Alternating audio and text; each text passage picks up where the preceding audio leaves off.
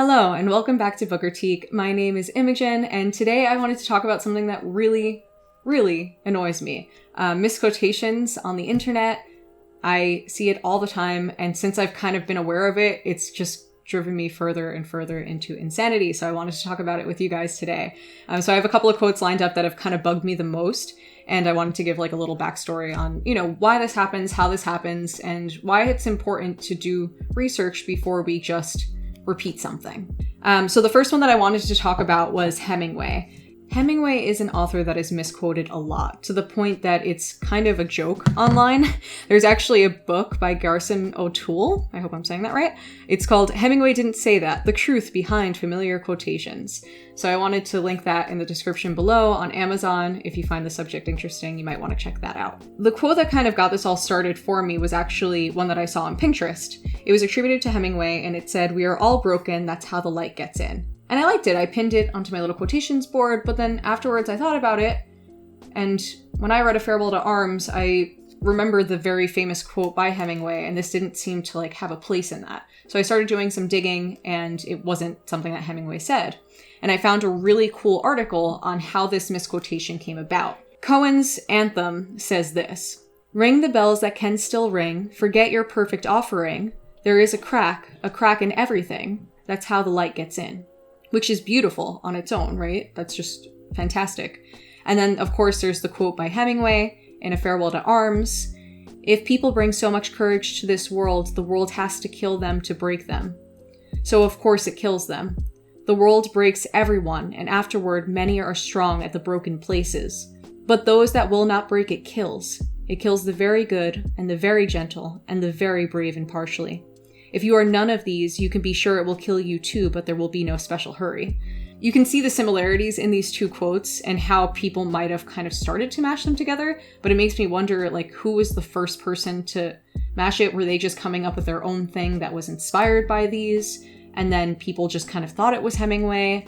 I don't really know how all of that came about. If you want to check out, I have another video on Hemingway's A Farewell to Arms. He spent so much time perfecting exactly how he wanted everything to be phrased. He rewrote the ending tons of times. And I just think it's kind of unfair to him to have something that he worked so hard on completely misquoted and mashed with another author's. And Leonard Cohen's work is incredible, and he doesn't really deserve that either, because it's a little bit more like Cohen's work than Hemingway's, but Hemingway is the one getting the credit, which is weird to me. The next one that I wanted to talk about was a quote by F. Scott Fitzgerald, which I've seen everywhere. I've seen it on Instagram, on Pinterest, on Twitter, and it's kind of crazy to me that this is something that gets attributed to Fitzgerald, but nobody has actually checked to see if he wrote that. But if you look at The Curious Case of Benjamin Button, it is not in that story. Another fantastic article. It's called The Curious Case of Misquotation. They've actually been revising this for a while. Their latest updates were back in May. So they do keep looking into this to see if somebody can find this mysterious quote from F. Scott Fitzgerald. But the quote is, "For what it's worth, it's never too late, or in my case, too early to be whoever you want to be. There's no time limit. Stop whenever you want. You can change or stay the same. There are no rules to this thing. We can make the best or the worst of it. I hope you make the best of it, and I hope you see things that startle you. I hope you feel things you've never felt before. I hope you meet people with a different point of view. I hope you live a life you're proud of. If you find that you're not, I hope you have the strength to start over again." It's a fantastic quote, not gonna lie. It's not like the things that are kind of perpetuated around are bad necessarily. I do like them, but I do think that it's important to source the people who actually wrote them. The people in this article did a bit of digging, and they found that the screenplay for the film was written by Eric Roth, and they're pretty sure he's the one who wrote these lines. And then when Brad Pitt said them in the film, everybody just kind of was like, wow, F. Scott Fitzgerald. But it's kind of not fair to Eric Roth that he actually wrote that for the film and nobody credits him at all.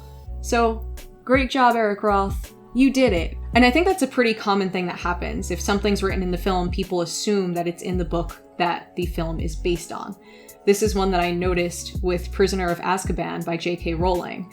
There's a famous line that I see, I'm sure people are getting that tattooed on them, and I see it all the time online, that Albus Dumbledore says, happiness can be found in the darkest of times. And then he like puts out the candle and then he puts the candle back on when one only remembers to turn on the light. I didn't try to do a British accent. That wasn't going to happen. J.K. Rowling never wrote those words. The screenplay was written by Steve Kloves, so I'm assuming that he wrote it. And thank you, Steve Kloves, because that was a great line and I really loved it. Another really interesting thing that when I was doing some digging, and I'm going to link another article down below because they have like some pretty common ones, like from J.K. Rowling's work that kind of get like misquoted, which I guess happens a lot because there's so many movies. Draco never says, "Wait until my father hears about this." Oh, my father will hear about this! He never says it, not once, in the entire book series. So to me, this is important for several reasons. It's important because I think the people that originally wrote these things deserve to get credit to them. As I mentioned before with Hemingway too, I think it's unfair to put words in people's mouths. I certainly wouldn't like if people watched this video and then said, something like they took a small thing that I said and then rephrase it into something else. I know there's that whole thing about the author's intention, but when you're just misquoting all willy-nilly, you're not even trying to find out what the author's intention actually was. Another danger that I see with this is tattoos.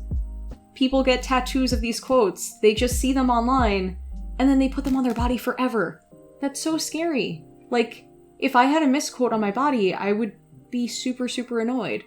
Megan Fox has a misquote of Shakespeare's King Lear. And it's not that bad. It's not that bad, but it's just kind of like the principle to me is mind-boggling.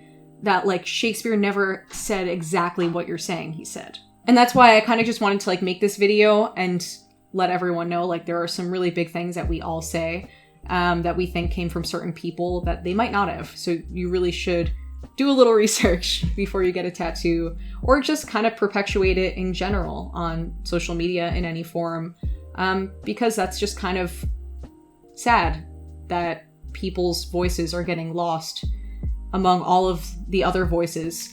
And I think people are just posting things trying to seem intelligent and trying to seem like they know things, but you've never read the books that you're quoting or pretending to know about. Which, I mean, we're all guilty of it to some extent. Like, I spend time on Pinterest and I like different things, but I think it gets to a point where we need to just kind of, like, read the actual author's words so that we can get the story they were trying to tell. Thank you so much for watching this video. I know I kind of rambled and I was kind of maybe a little angsty, but I hope that I wasn't too much and that you liked it. And if you did like it, you can check out my review of A Farewell to Arms, and you could like and subscribe. I would really appreciate that. Thank you so much for watching. Bye.